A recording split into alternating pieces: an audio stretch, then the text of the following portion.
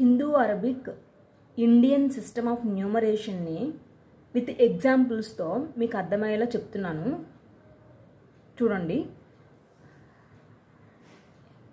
ఇక్కడ ఇది ones, tens, hundreds, thousands, 10,000s, lakhs, 10 lakh, crore and 10 crores. ఇక్కడ చూడండి, వన్స్, టెన్స్, హండ్రెడ్స్ అనేవి వన్స్ ఫ్యామిలీ కింద మనం ట్రీట్ చేసుకోవాలి. నెక్స్ట్ థౌజండ్స్, 10,000s, థౌజండ్స్ ఉన్నాయి కాబట్టి ఈ థౌజండ్స్ ఫ్యామిలీ కింద ట్రీట్ చేసుకోవాలి. ల్యాక్స్, 10 lakhs, ల్యాక్స్ ఫ్యామిలీ కింద ట్రీట్ చేసుకోవాలి.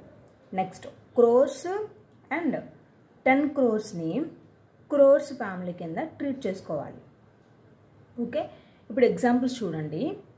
ఫస్ట్ మనకి ఇండియన్ సిస్టము, అరబిక్ సిస్టము, దానిలో రాయమంటే ఫస్ట్ ఇచ్చిన నెంబర్కి ఇలా ఈ విధంగా ఎవాబరేట్ చేసుకోండి.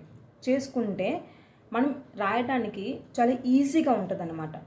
ఓకే, ఇక్కడ నాకు ఒక నెంబర్ తీసుకున్నాను నేను, దానికి ఇక్కడ నేను ఈ విధంగా రాసుకున్నాను కిందన. Ones, tens, hundreds, thousands, 10,000s, lakhs, 10 lakhs. ఇక్కడ ల్యాక్, 10 lakh అనే ఒక ఫ్యామిలీ కింద అనుకున్నాను. 1000, 10,000ని ఒక ఫ్యామిలీ కింద ట్రీట్ చేసుకున్నాను. రిమైనింగ్ వన్స్, టెన్స్, హండ్రెడ్స్ని వన్స్ ఫ్యామిలీ కింద నేను ట్రీట్ చేసుకున్నాను. ఇప్పుడు ఎలా రాయాలి అంటే 74 lakh 56,123. ఓకే, ఇదే కదా ఇక్కడ రాసాను చూడండి ఒకసారి. 74,56,123. నెక్స్ట్ ఎగ్జాంపుల్ చూడండి. ఇదిగోండి నెక్స్ట్ ఎగ్జాంపుల్.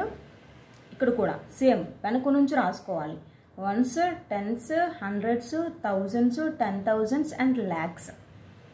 ఇక్కడ చూడండి, ల్యాక్ ఒక్కటే ఉన్నది, ఇక్కడ థౌజండ్స్ 2 ఉన్నాయి కాబట్టి థౌజండ్స్ని ఒక ఫ్యామిలీ కింద ట్రీట్ చేసుకోవాలి. రిమైనింగ్ అన్నీ కూడా వన్స్ ఫ్యామిలీ కింద ట్రీట్ చేసుకోవాలి. కాబట్టి 2,25,437. చూడండి, ఇక్కడ అదే రాశాను, 2,25,437. ఓకే, అర్థం కాకపోతే ఒకసారి ఈ వీడియోని మొత్తము ఫస్ట్ నుంచి వినండి, అప్పుడు మీకు ఈజీగా అర్థమవుతుంది.